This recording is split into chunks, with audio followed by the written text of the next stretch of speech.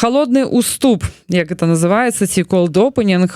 Вось не паспеў Галівуд яшчэ аддыхнуць пасля навіны з аішнай акторкай Цілі Норвуд. Як сёння прачытала, што здымаецца фільм аішным рэжысёрам. Гэтага рэжысёра завуць Фелін AI. Фелінай. А может, что Феліні АІ. Бо гэта робіць італьянскі прадюсер, вядомы па фільму «Феррарі», і вось ён ужо анансаваў, што будзе першы фільм, створаны аішным рэжысёрам. Шмат хто ўжо абвяшчаў, што стварае першы там і анімацыйны фільм, і ігравы фільм, можа, хутка будзе і дакументальны аішны фільм. Но насамрэч, вось я не ведаю, як для цябе, на мяне вось гэта все трохі выглядае такім хайпажорствам. Будзем шчырымі. Все гэта в прынцыпе стваралася і дагэтуль. Ну то бок анімацыя там 3D, ну просто яна стваралася камандай людзей, там аніматараў, па сцэнары все правяралася. Зараз гэта будзе рабіць все тое ж самае, толькі без людзей, з дапамогай вось гэтых праграм, які будуць ствараць там штучную рэчаіснасць з фільмаў, якія ўжо раней былі створаны. Ну, Боже, гэты cold opening ператварыўся ў сапраўдную лекцыю выяснення, што гэта такое. Задушніў. Бо насамрэч мы чакаем на першы аішны фільм беларускага рэжысёра. Вось калі будзе першы беларускі фільм створаны аішкай, вось тады пагаворым. А это Галівуд, хай сабе там. Не, ну ёсць белаверская пушча. Гэта мультфільм, які паказваюць з мінулага года. Мне падаецца, ён яшчэ ідзе ў пракаце. Яго там па маіх звестках уже 9 разоў вярталі на перапрацоўку. Ну то бок нешта ствараецца, але я б не сказаў, што гэта такі ну якасная праца. Гэта на мой погляд гэта халтура, але ну міністэрству культуры падабаецца, ну што тут скажаш? Ну новенькая тэхналогіі, мы ну, тут так. Лічбавая дзяржава, лічбавае кіно. Вау, што хто сказала. Лічбавы аўтарытарызм. Абсалютна. Та-да-там. І гэта 11-й выпуск кінотэатра «Беларусь». Пры мікрафоне Юля Алексеева і Тарас Тарналіцкі. І калі вы яшчэ не ведалі, Тарас прыехаў з Сан-Себастьяна. Мне здаецца, тут ужо усе павінны былі ведаць, усе павінны былі гэта пабачыць, але я яшчэ раз нагадаю, і таму сёння ў такім, ледзь не сказала сола выпуску, бо гэта не сола, гэта дуэт усё ж такі. Мне здаецца, Тарас, табе ёсць шмат чаго распавесці пра Сан-Себастьян. Ну, штосьці я магу, канешне, распавесці, таму што я гэтым разам ездзіў на фестываль і пры гэтым не працаваў на ім. Таму што, звычайна, калі прыязджаеш, трэба нешта напісаць пасля, трэба падчас фестываля нешта зрабіць, там камусь нейкі каментар даць. Гэтым разам магчымасцяў для працы амаль не было, а самастойна пісаць, ну, не хацелася проста глядзець, адпачываць і атрымліваць задавальненне ад вось гэтых 9 дзён, што я быў на фестывалі в Сан-Себастьяне. А чаму ты абраў менавіта Сан-Себастьян? Я па шчырасці мала што ведаю пра гэты фестываль. Адзінае, што я ведаю, гэта што там была еўрапейская прэм'ера Star Wars Лукаса, і пра тое, што гэты кінафестываль быў адным з апошніх фільмаў Вуді Аллена. Слухай, цалкам гэта было выпадкова, таму што я збіраўся патрапіць на фестываль у Канны. У меня увогуле апошнія там 2 гады там у эміграцыі была там ідэя проста наведаць усе там фестывалі класа А. Я вось быў на Берлінале, там, дзе мы праводзілі чырвоны верас, і яшчэ адзін раз я ездзіў за свае у гэтым годзе, каб пабачыць фільм Юрыя Семашкі «Свансонг» of Фёдор Озеров. Of Фёдор Озеров. Ведзіная песня Фёдора Озерова. Так. І также ездзіў у Венецыю мінулым годзе па іншай праграме. Вось, і мне трэба было патрапіць у Канны, а вось у Канны у мяне там уже другі год не атрымлівалася патрапіць, таму што я ездзіў увесь час на гэтай фестывалі не за свой рахунак, а за рахунак грантаў мабільнасці, які даюць журналістам і увогуле там культурным дзеячам, усім, каму патрэбна гэта, каб патрапіць на навучанне там ці даведацца нешта новае. 2 з 3 фестываляў я закрыў, але у Канны не атрымалася трапіць, таму што там то часу, то я позна падаваў заяўку, то яна там доўга разглядалася, то там у самы апошні момант мне там у мінулым годзе нават пагадзіліся даць, але там быў такі часовы разрыў, што ў мяне атрымлівалася, што мне заяўка была на адную суму, а калі ўжо мне адказалі, што так едзь, там пражываць пражыванне і праезд скаштавалі значна даражэй. І ў гэтым годзе у меня не атрымалася трапіць, мне сказалі, што позна падалі і заявка там не адпавядае патрэбным крытэрыям, і я тады вырашыў, куды мне ехаць. Мне трэба нешта зрабіць, таму што не на лістапад жа ехаць. Конечно, не на лістапад, таму што там яшчэ арыштуюць. Сэнс быў у тым, што браць, таму што год складаны, грошай сваіх, каб кудысьці ехаць не было, трэба было абіраць, каб не пераносіць гэта на наступны год. Я вось пачаў глядзець, мне гэта было 10 пачатак лета. Я вырашаў, што мне цікава. Мне было цікава 3 фестывалі. Гэта ІТФА, але яна праходзіць у лістападзе, то бок у канцы года, думаю, доўга чакаць. Яшчэ, можа, і не траплю, трэба штосьці раней. Бачу, што там ёсць лакарна. Але лакарна па той праграме, па якой я ездзіў, гэта праграма «Мост», якую дадаткова гёта-інстытут. Але Швейцарыя не знаходзіцца ў ЕС. І што мне остаецца альбо Венецыя, альбо Сан-Себастьян, тому што гэта такі самы ўплывовы вялікі фестываль еўрапейскі. У Венецыі я ўжо быў мінулым годзе, застаўся Сан-Себастьян, і я падаўся менавіта туды. Не было супермэты падавацца менавіта там прыязджаць в Сан-Себастьян, але паколькі я там ніколі не быў, я таксама ведаў, што гэта фестываль іспанаязычнага, іспанамоўнага кіно. Я вырашыў паглядзець, напэўна, цікавая падзея. І вось з другой спробы мяне ўсё ж такі апрунулі, і я вось змог на яго трапіць. І як? Гэта быў цікавы досвед, таму што я ўжо трэці раз там быў на фестывалях. Я быў уже не такі разгублены, я, в прынцыпе, разумеў, што там дзе і як. Гэта было цікава, але сам працэс наведвання нагадваў хутчэй выкалупванне рызынкаў з булачкі. Таму што сам фестываль в першую чаргу арыентаваны на Лацінскую Амерыку і на Іспанію. Відавочна. І там было вельмі шмат такого контенту, і яго паказвалі, вось што адна з асаблівасцяў фестываля на іспанскай мове і на мове з субтытрамі мовы баскаў. Я не ведаю ні іспанскай, ні мовы баскаў. Таму мне было бессэнсоўна глядзець гэтае кіно. Мне нават вось пасля таго, як вярнуўся, была прапанова там зрабіць агляд фільмаў, які я паглядзеў там для аднаго выдання рускамоўнага, якое працуе на Валенсію. Але я сказал адразу, што, прабачце, я там мясцовы контент я не глядзеў, таму што ён арыентаваны там на мясцовую аўдыторыю, і, дарэчы, там сам фестываль, было бачна, што каманда фестывалю, яны ведаюць ангельскую мову, але не вельмі моцна на ёй размаўляюць. То бок яны былі трохі здзіўлены, калі там да іх звяртаешся на англійскай мове, таму што звычайна прыязджаюць іспанамоўныя кінакрытыкі і журналісты, і вось яны да гэтага трошкі для іх гэта была экзотыка. Па маіх адчуваннях, можа быць, гэта было не так, але вось як гэта выглядала. Таму глядзеў пераважна тое кіно, якое паказвалі ў асноўным конкурсе і конкурсе так званага «Перлак». Ён там так называецца, не ведаю, ці правільнае ў мяне вымаўленне, але сутнасць гэта перліны такія былі. Гэта фільмы, які паказвалі да гэтага ў конкурсе Канаў, Венецыі і Таронта. І гэтыя фільмы я паглядзеў 28 стужак за 8 дзён. Гэта было цікавы досвед. Даволі інтэнсіўна.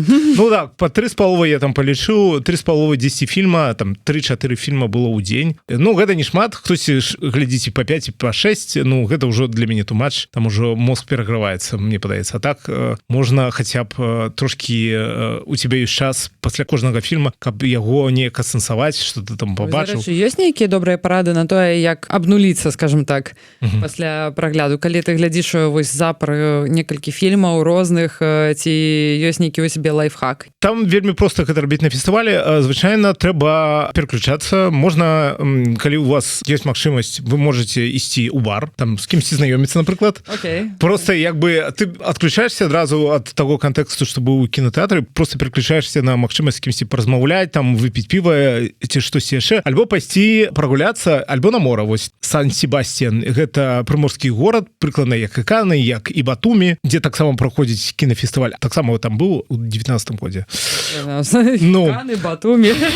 Яны зроблены прыкладна па тым жа прынцыпе, што гэта як бы курортны горад, дзе прыгожа, і дзе можна паглядзець прыгожае кіно, і можна адпачыць. і там можна выйсці на гэтае море, там на пляж, можна паплаваць, хаця у той перыяд, што я быў, уже было даволі прахладна, і можна было папелескацца, там, паляжаць на пляжы і адключыцца. Ці ёсць нейкія правілы добрых манераў на такіх фестывалях і ці правілы паводзінаў? Вось, напрыклад, ці нейкія такія фішачкі, якія такія стрикта фестывальныя? Вось, мне ўзгадваецца, што пасля прэм'ераў або там вось лічыць, колькі хвілінаў трываюць апладысменты, або калі фільм не падабаецца, то свісцяць, так? Ці ёсць яшчэ нейкія такія асаблівыя правілы паводзінаў падчас такіх падзеяў? Калі вось кажуць пра асаблівыя правілы паводзінаў, звычайна узгадваюць Каны. Вось там любяць вось гэтыя стаячыя авацыі, там любяць асвістваць стужкі. У Венецыі я не памятаю нават, вось я быў на шмат, ну, можа, не на афіцыйных показах, я быў на прэс-паказах, там асабліва ніхто ну, можа быць спакойна, і потым ідзе ціхенька сабе піша рэцэнзію. Можа быць. То бок мне не траплялася менавіта такое асабістая рэакцыя на фільмы, асабліва вось на тых фестывалях, што я быў там у Берліне, вось у Венецыі. У Сан-Себастьяне, што было забаўна, іспанаязычная прэса, калі показывалі трейлер фестываль, менавіта фестываля у Сан-Себастьяне, усе іспанцы, я так разумею, і баскі пачыналі хлопаць. Яны хлопалі да, менавіта на трэйлеры. А яны абавязкова хлопалі, і ну, было бачна, што ім гэта вельмі важна, што падкрэсліваецца як бы тое, што гэты фестываль не толькі іспанскі, але яшчэ і баскійскі фактычна. Ці баскі. Вось. Ну, такі можа культурны сепаратызм ці культурная унікальнасць. Таксама яшчэ быў на адным фільме іспанскім, дзе такі не вельмі добры фільм для Amazon Prime. Гэта такая дэтэктыўная гісторыя пра помсту былога вайскоўца, які помсціць за забітую секс-супрацоўніцу. Там галоўную ролю граў амерыканскі актор такіх другасных роляў Рон Перлман, можа, калі ты ведаеш, такі ўжо даволі стары. І гэта была вельмі дрэнная стужка. Ты журналісты, якія сабраліся, яны там на кожным моманце, калі бачылі, ну, што там такая відавочная рэч, ці там нешта пафаснае героі вымаўляюць, яны гучна смяяліся. Вось там было самая яркая рэакцыя, якую я назіраў, гэта менавіта на гэтым фільме. Ну, яшчэ на фільме «Голас Хінды Раджаб» пра смерць дзяўчынкі ў газе. Такі палітычны фільм, які показывалі на венецыянскім кінафестывалі, вось яго таксама тут показывалі, і ён набраў, падлічваліся галасы гледачоў на фестывалі, і адзін з самых вялікіх, ці самы вялікі рэйтынг быў у яго, таму што бачна, што такая прастор была моцна палітызаваная у гэтым сэнсе. Вось, дарэчы, давай перайдзем да зорак. Каго ты пабачыў? Вось ты ўжо сказаў пра Коліна Фаррела, з кім яшчэ давялося перасекчыся? Я не ведаю, типа дакрануцца да каго?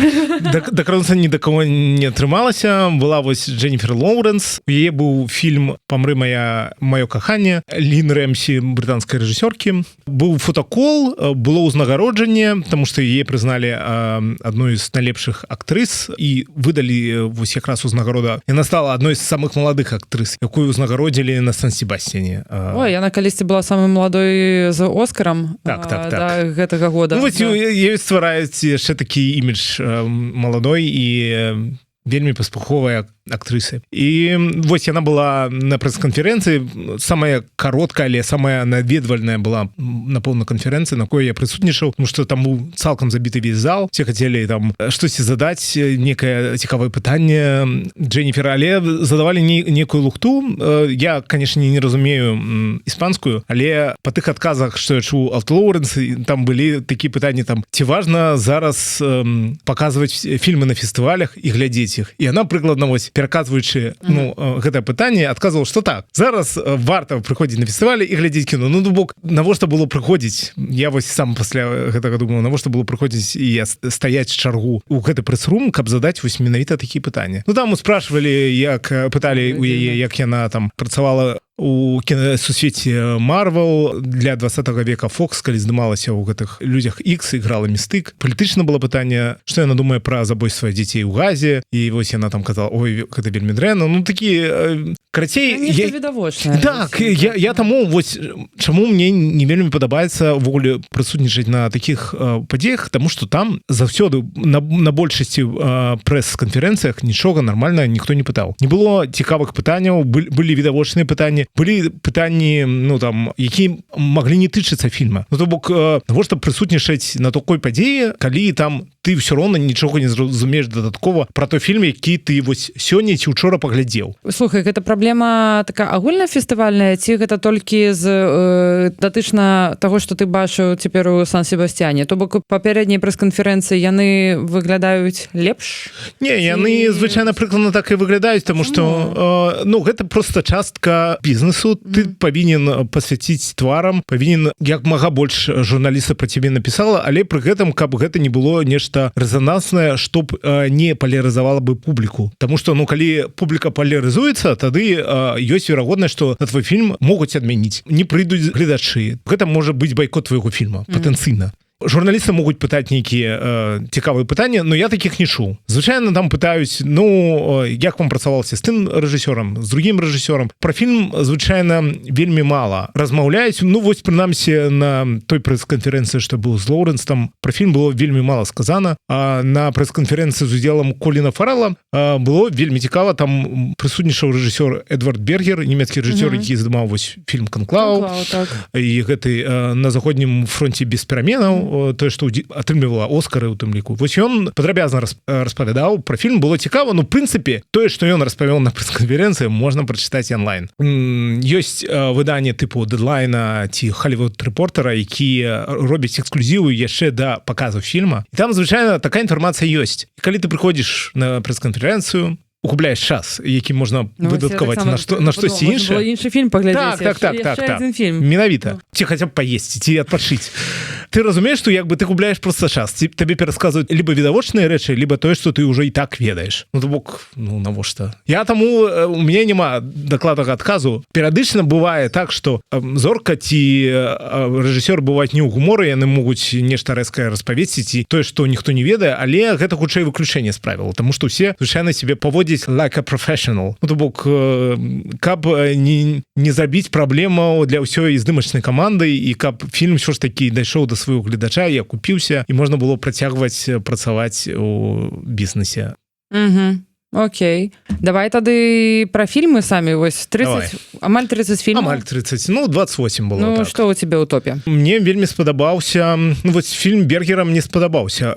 Гэта балада аб маленькім іграку ці карцёжніку, вось у якім граў Колін Фаррелл. Гэта такі, я б яго назваў як артбастер. Вельмі прыгожы фільм візуальна, але пры гэтым вельмі простая гісторыя пра чалавека, які там все сваё жыццё паклаў на тое, каб выйграць у казіно і заработаць вельмі шмат грошай, але пры гэтым яму было патрэбна, канечне, каханне. І там ёсць лінія пра каханне, не буду распавядаць падрабязнасці, каб не спойлерыць. Гэта экранізацыя рамана. Зараз дакладна не скажу, хто быў пісьменнік, але падзеі адбываюцца ў Макао, а Макао вельмі падобная на Лас-Вегас.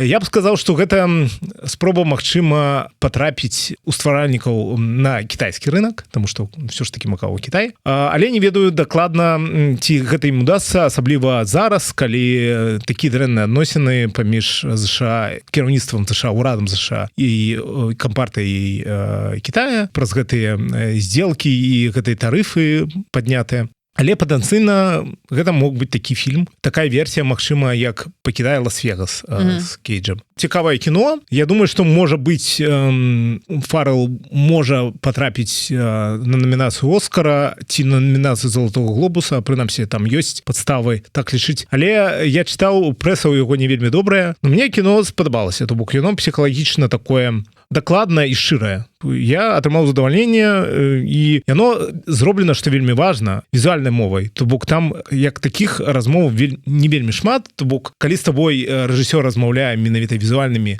сродкамі, і ты там, напрыклад, можаш нешта не разумець на нейкай мове, але пры гэтым разумееш сэнс, тады гэта сапраўднае кіно. А калі там все бесконца размаўляюць, вось як было на фільме «The Fence» Клэр Дені, там былі бесконцыя размовы, просто немагчыма немагчыма было гэта глядзець, там прыкладна 2 гадзіны размаўлялі героі у фільме, там гісторыя звязаная з памежным там канфліктам, і гэта было вельмі складана глядзець вось менавіта праз гэтыя размовы, тому что гэта было падобна на тэатральную пастаноўку. Гэта з такіх яркіх фільмаў, і пры гэтым фільм Бергера удзельнічаў у асноўным конкурсе, але нічога не зрабіў.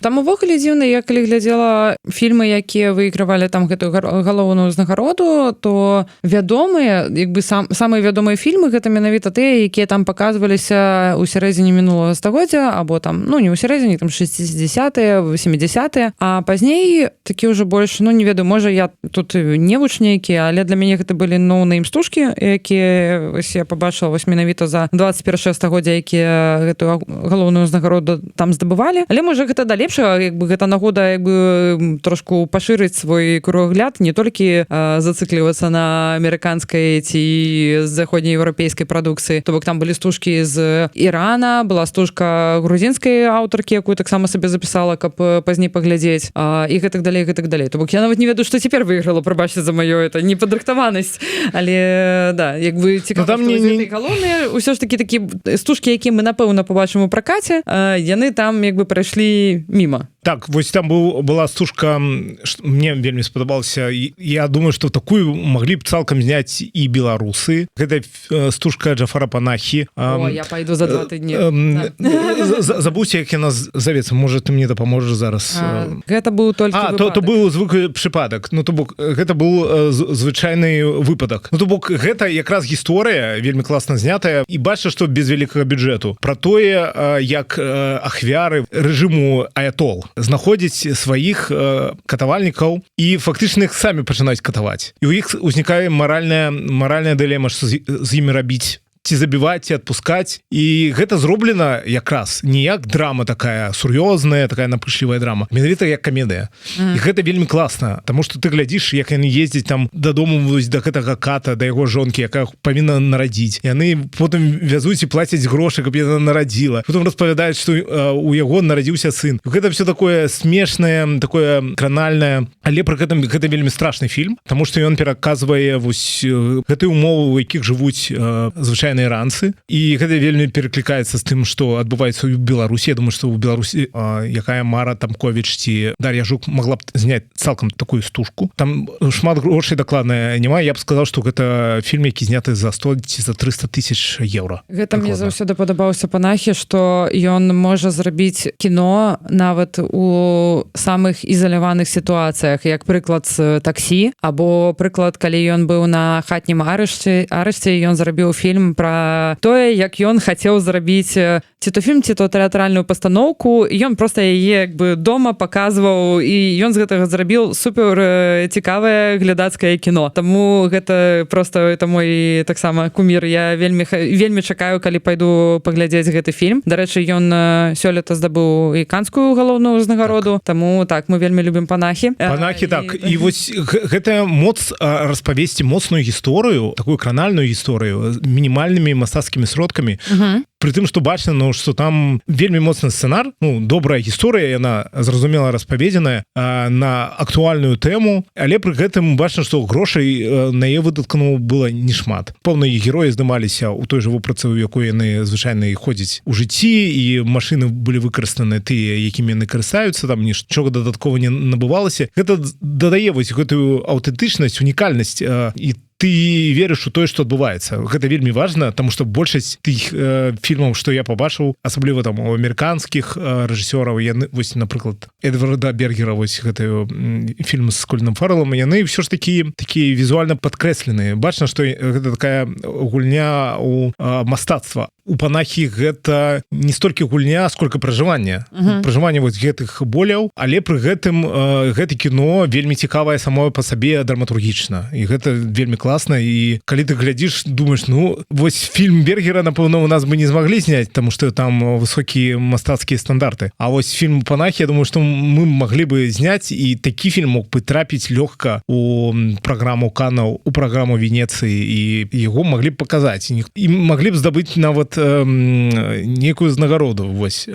Але вось пакуль што... Пакуль няма. Пакуль няма. і што, ну вось як заўсёды за тымі ўсімі беларускімі фільмамі маглі, але вось яшчэ не дабраліся. Не дабраліся, ну нічога. З іншага боку, мне таксама ўзгадалася, што пры гэтым усім панахі не сыходзяць у такі прям скрайні рэалізм, як тыя ж браты Дарден. Так. Вось яны робяць просто такі мега рэалістычныя фільмы, такім прям на мяжы з дакументалістыкай. Мне здаецца, пару стужак мне спадабалася паглядзець, але вось гэты апошні, тому што гэты стыль ён не змяняецца ніяк. Ужо так даволі цяжка, я ўжо так просто калі бачу, Дардены зноў у Канах. У іх ёсць вось гэтае жаданне здымаць, у тым ліку у іх мастацтва трохі плакатнае, сацыяльна такое канцэнтраванае, абавязкова актуальнае. У гэтым сэнсе гэта трошкі і як брытанскі Кен Лоуч, вось яго фільмаграфія вельмі падобная на братоў Дарденаў. Не, все ж такі яны яшчэ больш, калі паставіць іх радок, Кен Лоуч будзе недзе вось на спектры яны так далей, я згоден з гэтым, згоден. Што яшчэ глядзім? Як там нашыя зорачкі, нашыя вось вялікія мастакі, як Лансіма, Сабо, Сарэнціна бачыла ў цябе ў праглядах? Я б сказаў, што гэта то, што яны зрабілі, то, што было паказана дагэтуль там у Канах і Венецыі, а зараз у Сан-Себастьяне, ну гэта прахадныя фільмы. У Сарэнціна гэта быў «Ля Гразія», фільм пра прэзідэнта Італіі, які перад выхадам на пенсію думае прымаць чарговы закон там пра эвтаназію. Гэта вельмі візуальна насычаныя стужкі, але пры гэтым бачны почерк кожнага з рэжысёраў, і бачна, што у гэтым няма нічога дакладна новага. Ну ты адразу пазнаеш, ты просто атрымліваеш задавальненне, але нічога новага у гэтым няма. У Лантымаса была стужка ўвогуле знятая не па яго сцэнары. Гэта экранізацыя рэмейк Бугонія, так. Але у яго быў больш палітычны фільм, чым раней, таму што там такая гісторыя, як два умоўна, не умоўна, просто супрацьлеглыя дзве асобы, там так. Яна багатая нейкая сеошніца кампаніі, так. Ён, я ўжо не памятаю, там не ён, там Джесі Племанс грае, так. І грае яшчэ таксама Эма Стоун. Вось яна грае сапраўды сеошніцу і кіраўніцу вялікай айцішнай кампаніі, такую вельмі разумную, вельмі адукаваную, такую хітрую. Племанс, і там яшчэ адзін актор, на жаль, не памятаю, як яго зваць, там актор з аўтычным спектрам, то бок такі своеасаблівы. Вось яны граюць такіх рэднікаў, якія яе фактычна пахішчаюць, завозяць сабе дадому і спрабуюць дамагчыся ад яе лекаў для сваёй маці, якая памірае. Але яны не простыя, як бы, рэднікі, яны рэднікі, які забіваюць людзей, то бок гэта такія глыбокія канспіролагі. І тое, што гэты фільм, чаму я кажу, што ён палітычны, гэта, канешне, трохі такая іронія з боку Лантымаса адносна таго, што адбываецца у Еўропе і у ЗША з вось гэтым пад'ёмам правага руху. І там бачна гэта супрацьстаянне паміж герой Стоун і героем Племанса, дзе яны фактычна абмяркоўваюць такую суцэльную дзіч, там што яна там іншаземка, яна прыляцела з іншай планеты, каб забіць людзей. Там гэта спачатку падаецца як фільм жахаў, але потым разумееш, што гэта абсурд, асабліва ў канцы, не буду спойлерыць. Там як любы фільм Лантымаса, так. Абсурд. Ну, гэта хутчэй такі фільм-анекдот, фільм гіньёль, там шмат сцэнаў, ёсць забойства, ёсць кроў, там і расчлянёнка ёсць. Гэта фільм для такой дарослай аўдыторыі, ён вельмі смешны. Але дакладна гэта у фільмаграфіі Лантымаса, мне падаецца, такі фільм, калі ён пакуль шукае яшчэ матэрыял, каб зрабіць нешта больш уплывовае, такое больш заўважнае, чым у яго былі бедныя і няшчасныя. Таму што там адразу было бачна, што ён рабіў вялікі праект, на які выдаткаваў было вельмі шмат грошай, што ён там, у яго быў палёт фантазіі. Тут гэта хутчэй перадышка была. Так шмат хто з рэжысёраў робіць. Там калі ёсць больш сур'ёзны фільм, на які трэба выдаткаваць больш сродкаў, а ёсць больш лёгкія фільмы, дзе трэба проста зарабіць грошай і каб всім спадабалася такі глядацкі фільм. Вось гэта прыкладна Бугонія, гэта больш глядацкае кіно, чым папярэдні фільм, нагадай. Kind of Kindness. Так, менавіта ён. Вось там ён быў складзены з 3 гісторый. Ну, в прынцыпе, добрае кіно, вось гэтае кіно таксама магло быць часткай вось гэтага міні-альманаха.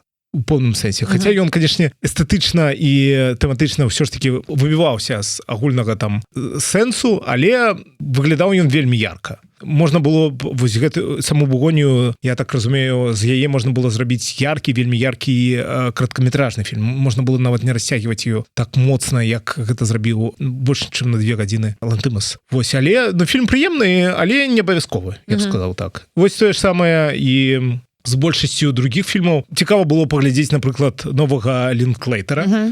Новая хваля. Таксама зроблены па тых жа канонах новай французскай хвалі. Фільм пра тое, як Жан-Люк Гадар здымае фільм на апошнім дыханні. Это такая просто суперсінефільская гісторыя. Я калі паглядзела, што Лінклейтер робіць гэты фільм, думаю, боже, што можа быць яшчэ больш сінефільскага, чым зняць фільм пра самага любімчыка сінефілаў. Так, менавіта. Ну, то бок, гэта вельмі падрабязная, вельмі дэтальная, вельмі забаўная зробленая стужка. Яна эстэцка таксама зроблена у чорна-белай палітры. Там вельмі шмат гумару, вельмі шмат вот гэтых пераказу гісторыі, што адбывалася у Францыі ў таго перыяду, у канцы 60-х, вось якраз. І там паказаная рэдакцыя часопіса «Каю де сінема», дзе працаваў якраз Гадар, і Трюфо, і шмат каго яшчэ, шмат рэжысёраў там з Італіі паказаны. Ну, гэта вельмі цікава, але каб атрымаць асалоду, патрэбна ведаць кантэкст. Калі ты не ведаеш,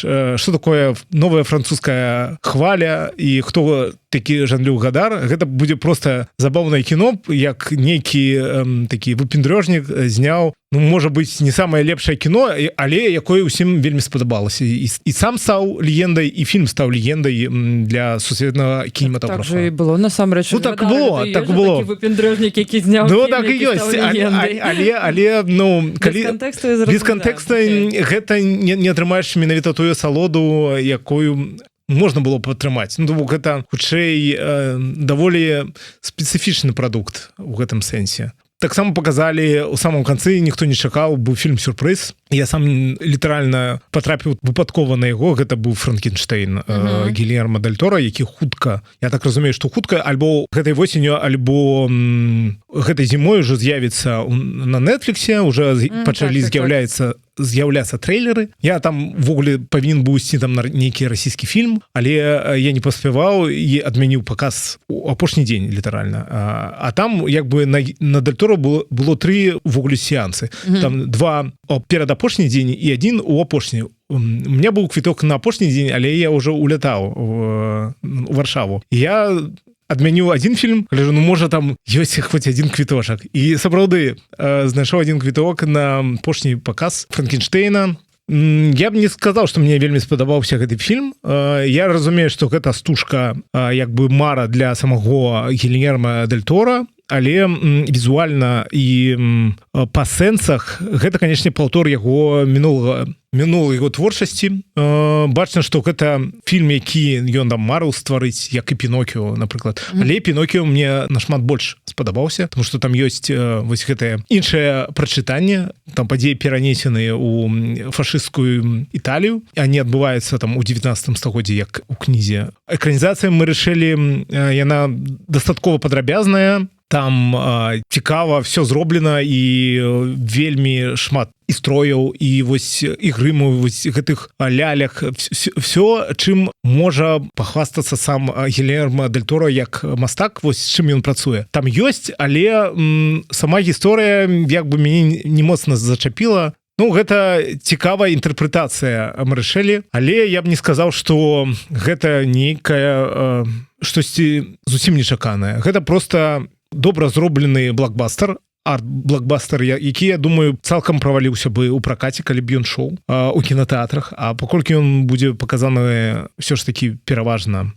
я думаю, што будуць невялікі паказы, каб фільм патрапіў на Оскар, але сэнсу, як бы, сэнс таго, што ён бы сабраў касу, у мяне няма, тому што гэта вельмі спецыфічнае, вельмі доўгае кіно, яно для вельмі дарослай аўдыторыі, якая, напэўна, не ўсё зможа зразумець і пранікнуцца вось гэтымі дадатковымі сэнсамі, тому што у Дель Торо як бы сама гісторыя Франкенштэйна, монстра Франкенштэйна, гэта чарговы як бы аутсайдер, як і у большасці герояў. Ну, вось мне таксама, калі пра гэта думала, мне падавалася, што гісторыя пра монстра гэта тыповая гісторыя, якую ён бы зняў, тому што ў яго ўсе персанажы вось такія. Я ўзгадваю проста апошні фільм, які я глядзела Дель Торо, гэта быў «Форма вады». І ён таксама ж пра гэта. Так, гэта вось такі перафраз фактычна «Форму вады», ці нават у пэўным сэнсе яго таксама паспяховага лічу фільма «Лабірынт фауна», які мне больш за ўсё падабаецца у яго творчасці. Але гэта таксама стужка пра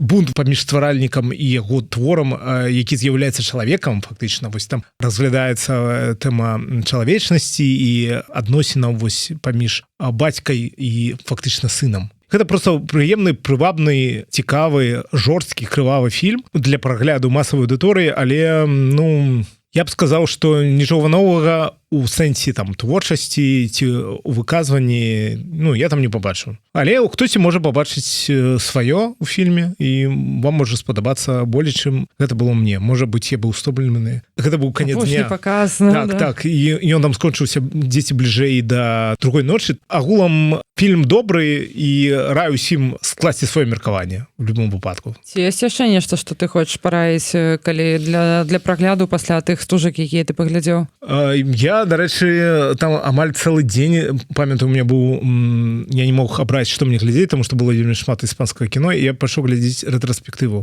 Я нарэшце паглядзеў «Бар Ліндона» Кубрика. Гэта, канешне, на вялікім экране было вельмі класна глядзець. Вельмі раю, хто не глядзеў, гэта лічыцца, што гэта вяршыня такога строевага кіно пра 18 стагоддзе. Мне спадабалася. Была вельмі класная стужка «Дзіцячы час» с Одри Хепберн. Гэта фільм 63-го года. Фактычна адзін з першых галівудскіх фільмаў, дзе распавядаецца тэма ЛГБТК+.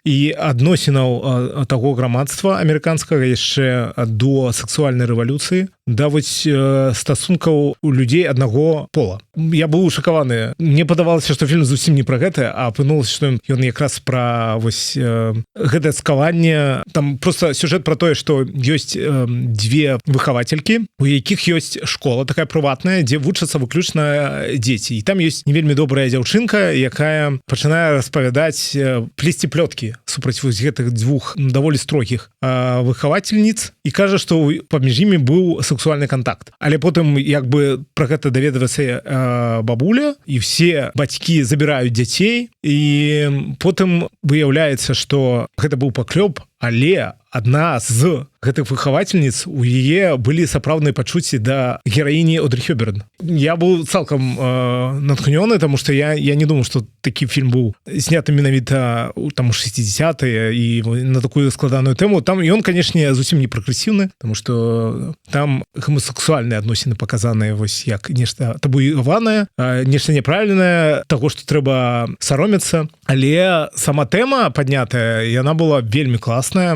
Мне падаецца, усім, хто ўвогуле цікавіцца тэмай і кіно, і некай гендернай павесткай, абавязкова патрэбна гэты фільм паглядзець, калі вы яго не глядзелі. Таму што гэта такі піонер вось у сферы кіно на тэму такіх гендерных адносін. Гэта вельмі класная стужка. А ці сапраўды піянер? Мне здаецца, нешта магло быць і раней. Яно было, просто яно так вельмі было зроблена артыкулявана, я б сказаў, і там з прыцягненнем ўсё ж такі знакамітых рэжысёраў і актораў.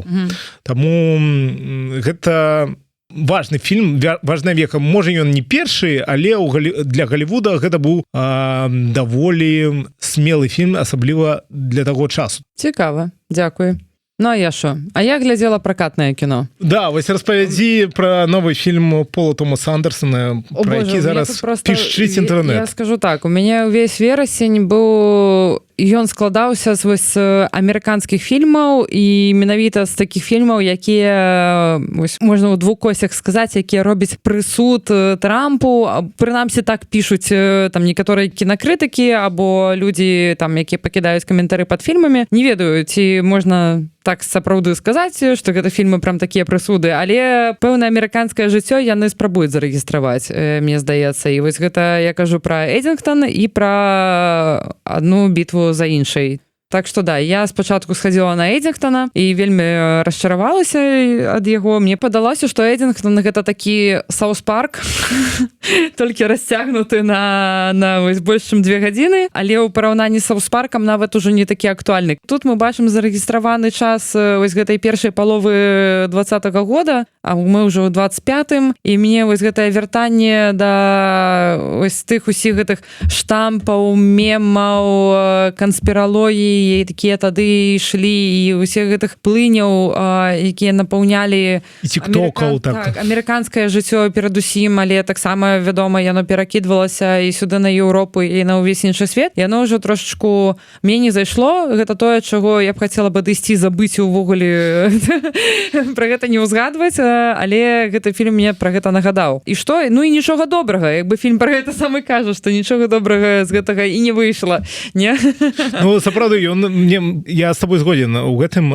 Ён такі вельмі хаатычны, там шмат всего панапіхана, і вось гэтых і канспіралогій, і тыктокаў, і страхам перад выбарамі, і страхам перад BLM, так, все панамешана, але пры гэтым пра што гэта кіно, гэта для мяне гэта спроба зафіксаваць час, але канешне час ужо прайшоў, як ты правильно кажаш, і мы сапраўды хацелі бы гэта забыць найхутчэй, а калі гэта зноў вяртанне і лёгкая рэтраўматызацыя, канешне, не вельмі натхняе атрымліваць задавальненне ад даволі хаатычнага, разладжанага фільма, дзе невядома пра што ён. То бок ён можа быць пра ўсё, што заўгодна. Ну, вось для мяне гэта хутчэй як адбітак часу, але... Я разумею, што ён як бы, што ён мае на ўвазе, што нягледзячы на тое, што гэта адбітак часу, гэта ўсё тое, што як бы рэжысёр бачыць і ў цяперашніх штатах таксама. Так. Але гэта просто так скомкана подана, і што за гэтымі ўсім наборам штампаў згубілася сама гісторыя. І вось гэта шкада. Гісторыя персонажа, якого грае Хоакін Фенікс, яна там цалкам тоне ў гэтых падрабязнасцях, там яго адносінаў і з яго жонкай, і з супрацьстаяннем з мэрам, якого грае Педро Паскаль.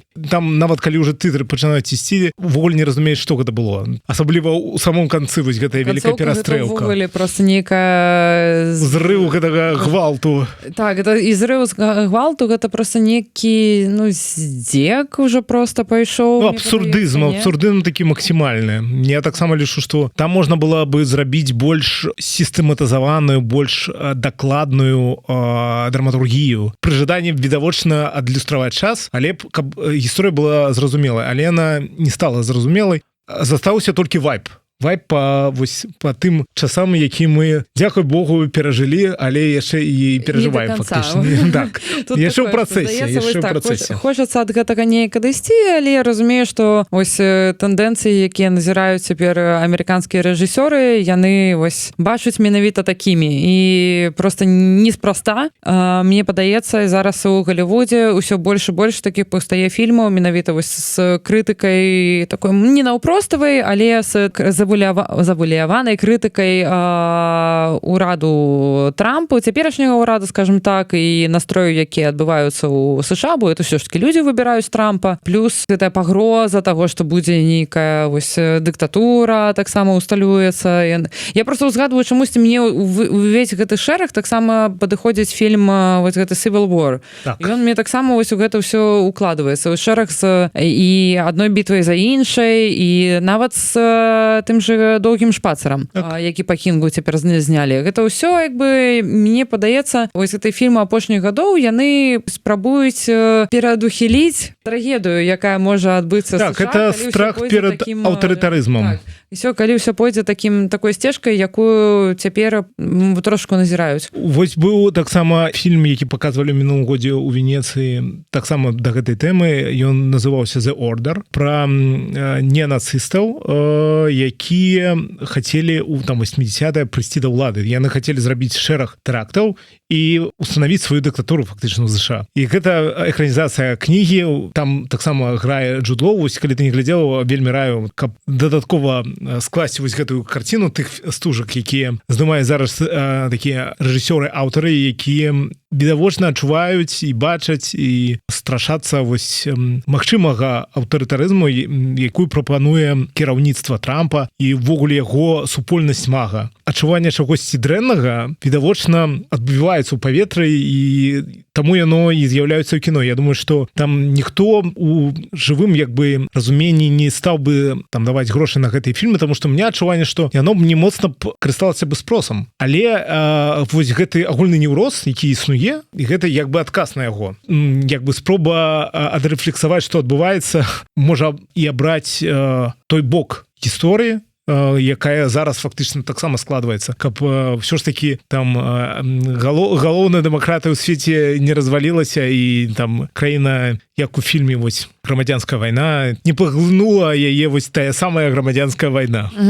Ну, вось пры гэтым таксама тут на усім гэтым паўстаў фільм вось «Доўгі шпацыр» Фрэнсіса Лоуренса, які зняты па кнізе Стывена Кінга. І вельмі цікава проста, што можа ён таксама пра это антыутопія, пра дыктатуру, якая усталявалася ў Амерыцы, і там штогод робяць такое выпрабаванне для хлопцаў, што трэба 50 хлопцаў па кожнаму са штата мусяць прайсці шпацыр у адпаведным тэмпе. Той, хто сыходзіць з дыстанцыі, хутка расстрэльваецца, і вось адзіны, хто даходзіць, атрымлівае вялікую ўзнагароду. Я, до речі, читала гэтую кнігу. Я забыла, што я читала гэтую кнігу, і толькі з апісання фільма узгадала, што сама гэта читала. Што цікава, у фільме адрозніваецца канцоўка ад арыгінальнай кнігі, і я ўжо нават вычытала, што Марк Хэмілл, які грае там адну з галоўных роляў, Люк Скайуокер, распавядаў, што яны вельмі хваляваліся, ці Кінгу гэта спадабаецца, а ён даў добро, і яны проста вот такі ўздыхнулі, тыпу, фух,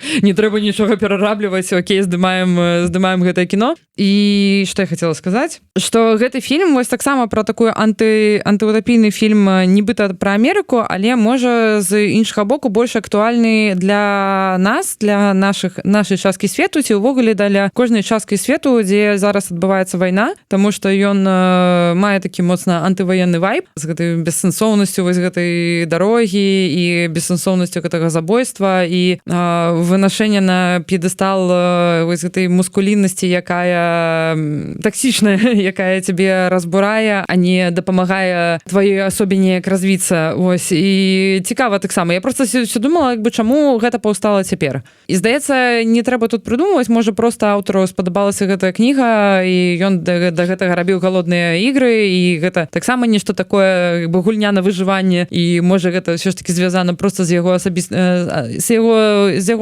густам, але я на гэта ўсё так паглядзела, таму што гэта нас як бы цяпер датычыцца, то я на гэта глядзела так, як бы, як адресавана нешта больш нам, чым ужо амерыканцам. А можа амерыканцам таксама, толькі на будучыню.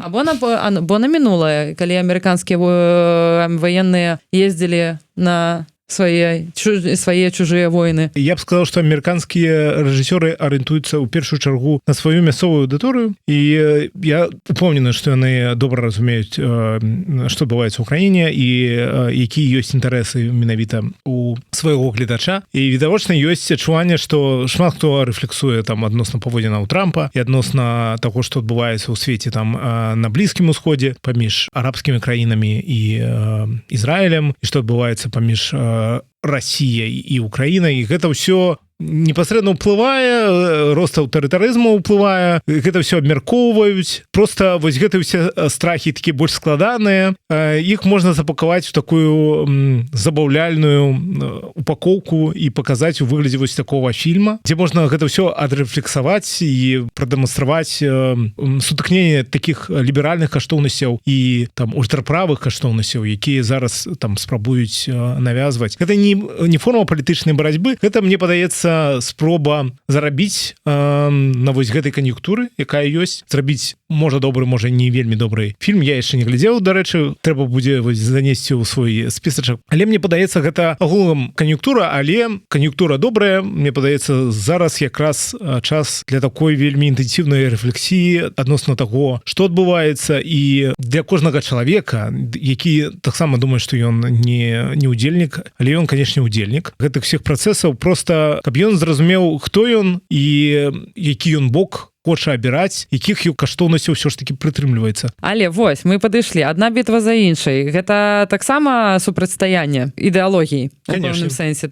Там ёсць неудачнікі рэвалюцыянеры, ёсць правыя такія суровыя ваенныя мужыкі, а за імі яшчэ ёсць клуб загаворшчыкаў. Это ўвогуле вельмі там самае прикольнае, што там показана. Ёсць цудоўны вось якраз на баку такіх крутых суровых вайсковых грае Шон Пен, просто бліскучы. Няўдачнікам, на жаль, стаў зноў жа Лео Ді Капрыо, ён просто не сыходзіць пакуль з гэтай ролі, з гэтага вобраза. Ну і што там адбываецца? Усе пішуць, што гэта фільм натхнёны раманам Пінчана «Вайнленд», але па факце я па шчырасці не чытала гэты раман, але як бы з таго, што вычытала, ад гэтай кнігі у фільме амаль нічога не засталося. Такая вольная экранізацыя. Так, зусім вольная, што там абсолютно, як бы, па-першае, гэта перанесена ў іншы час, там у Пінчана былі 80-е, а тут, хутчэй ужо наш перыяд, плюс няма аж столькі дэталяў наконт вось гэтай эпохі, фіксацыі, як бы, што тады адбываецца. У рамане вельмі вялікая ўвага адводзіцца ролі тэлевізара ў жыцці. Гэтага тэлевізара, насамрэч, у Андерсона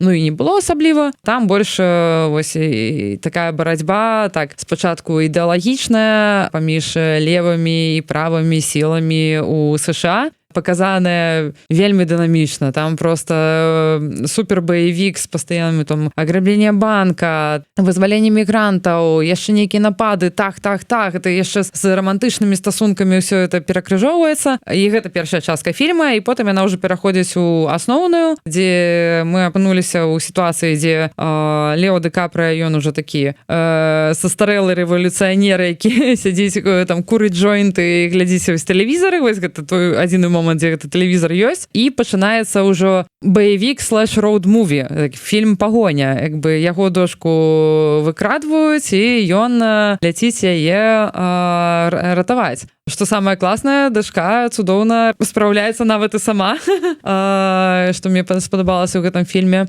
І я больш на яго глядзела, ну так, я разумею, што зноў жа тут мы вяртаемся да гэтых амерыканскіх праблемаў і пра тое, што гэта такая спроба зафіксаваць амерыканскія настроі цяпер у грамадстве, але з іншага боку гэта даволі сямейны фільм пра вось любоў бацькі да дачкі.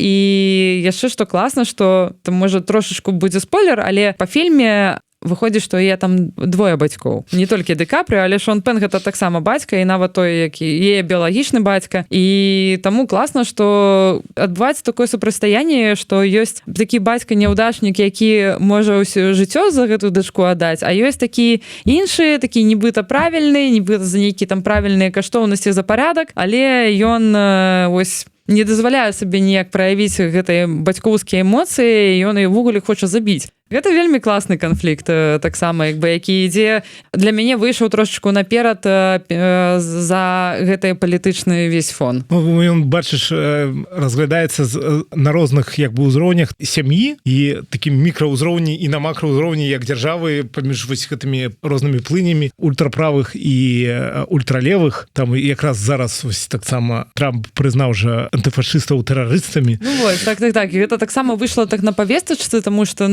ці ведаў Пол Томас Андерсон, што... вядома, як бы гэта дагэтуль расказвалася, што там якія настроі, як Трамп адносіцца да Антіфы. І тут знянацку вось якраз Трамп аб'яўляе Антіфу там тэрарыстычнай арганізацыяй. Праўда, гэта яшчэ там не падпісана нідзе афіцыйна, але такое сказаў. І выходзіць акурат гэты фільм, дзе глядзім, як Антіфа. Гэта якраз сыграла яму самому фільму на вось дадатковы піар. мне падаецца яго лепш зараз паглядзець. Ну што вельмі цікава, фільм жа не ўдзельнічаў ні адным з фестываляў. А я вас, дарэчы, хацела цябе спытаць, увогуле чаму рэжысёры абіраюць такі шлях? Вось чаму некаторыя лічаць, што лепш, каб прэм'ера адбылася на фестывале, а некаторыя, як Пол Томас Андерсон, такія, а навошта мне гэты фестываль? Тут не вельмі зразумела, чаму ён не ўдзельнічаў. Звычайна набіраюць фестывалі для лепшага старта, таму што калі ў цябе ёсць добрая стужка і ты ведаеш патэнцыял яе ў сэнсе там кінакрытыкі, што яны могуць стварыць добры сарафаннае радыё, то, канешне, ты спрабуеш трапіць у конкурс ці паказаць фільм у пазаконкурсным паказе, каб пра яе напісалі і стварылася вось гэта першаснае плато розгаласу, які будзе далей пушыць фільм у пракаце, калі яго начнуць паказваць уже не просто паказваць на фестывале, а ён трапіць у пракат. Чаму гэта было не быў паказан фільм, я не ведаю, магчыма, яго не адабралі. Магчыма, самі стваральнікі не былі ўпэўненыя ў тым, што гэта вельмі добры фільм для удзелу у фестывалях. Усё магчыма, яго маглі просто не адабраць. А можа, просто таму, што яны былі настолькі ўпэўнены ў сябе, наадварот, што палічылі, што і фестываль ім зусім не патрэбны. То бок, сіламі студыі яны змогуць яго прапушыць, прапіярыць. Я лічу, што хутчэй за ўсё гэта было звязана з тым, што фільм, напэўна, не адабралі, ці былі вялікія сумневы, што ён сабярэ не вельмі добрую крытыку. Таму яго запусцілі ўжо непасрэдна. А вось дзе мне падавалася, яшчэ перад пракатам гэтаму фільму такую моцную рэкламу зрабілі, або яны ўжо гэта зрабілі як бы пасля таго, што вырашылі фестываляў, трэба сваімі сіламі яго неяк пушыць, таму што зараз кажуць, што гэта асноўны оскараўскі прэтэндэнт. Так, я таксама так лічу, што ён, прынамсі, у якім-небудзь выглядзе павінен трапіць альбо на Оскар, у шорт-ліст, альбо у шорт-ліст Залатого глобуса. Але мне падаецца, што былі праблемы з пазіцыянаваннем фільма, таму што Пол Томас Андерсон гэта зусім, я б не сказаў, што гэта пра глядацкае кіно, гэта ўсё ж такі даволі складаны аўтар, які распавядае непростыя гісторыі. І гэтай гісторыі для масавага гледача вельмі складана распавесці. Пры гэтым зараз ён зрабіў, мне падаецца, што больш глядацкі фільм, чым звычайна. Магчыма, толькі вось There Will Be Blood. Ён «Нафта», здаецца, ў рускім перакладзе называецца. Ён такі больш глядацкі. Ён вельмі візуальна насычаны, але там настолькі складаныя тэмы, што я думаю, што калі б там людзі паглядзелі, яны ввогуле не змаглі б зразумець, пра што там ўсё ж такі было. Пра што гаворка? Мне падабаецца ў ім, што ён не той рэжысёр, які прям стургае свае фільмы. Ён робіць іх там раз на 3/5 гадоў, і яны сапраўды такі моцна абдуманыя, мне здаецца, што ніць, лакрычная піца, якая класная была. Яны вельмі класна прадуманыя. Я яшчэ не бачыла ні в аднаго фільма Андерсона, да якога можна было б там недзе дакалупацца, што недзе паспяшыў. Мне заўсёды падабалася яго глыбіня, асабліва там у тых стужках, які тычыліся чалавечай прыроды, рэлігіі, напрыклад, у «Масцеры», дзе граў Хоакін Фенікс, там гісторыя пра тую секту і чалавека, які ў яе трапляе, як ён гэта ўспрымае,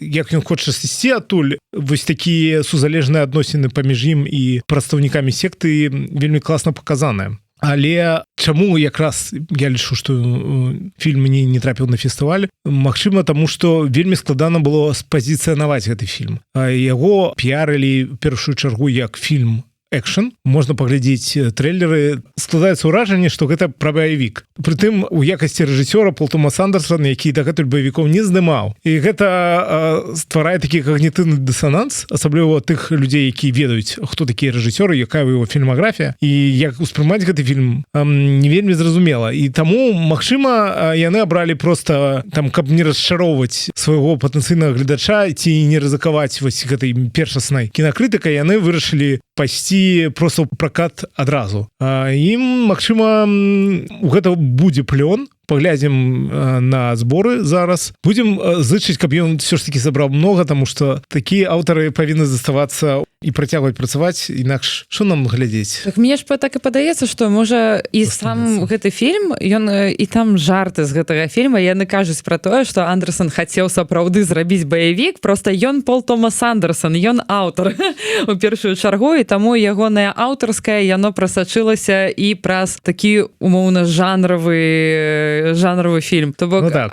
Сама сцэна пагоні, фінальная сцэна пагоні, гэта просто, это тупо топ, як кажуць. Як бы усім раю, толькі дзеля гэтай сцэны нават ужо варта пайсці ў кінотэатр, калі у вас ёсць магчымасць увогуле і на IMAX, таму што гэта просто прыгожа. Мне падаецца, што нават пракат у Беларусі і ў Расіі ён пачаўся ўжо з другога кастрычніка. Ну, бок, так. Мы якраз вось записываем другога кастрычніка, таму раім звярнуць увагу менавіта на гэты фільм. І ўвогуле хадзіце ў кіно. Так, менавіта. Не трэба сядзець і глядзець там чарговы Netflix ці серыялы, вось фільмы. Не, можна, але трэба можна сумяшчаць. Так, трэба рабіць больш разнообразие, рабіць розныя калабарацыі ў сэнсе забаў. Калабарацыі забаў. Ну, паглядзім. Пра наступныя калабарацыі з розных забаў Тарас распавядзе, думаю, ўжо праз месяц. Пры мікрафоне Юля Алексеева, Тарас Тарналіцкі, і развітваемся да наступных сустрэчаў. Пабачымся.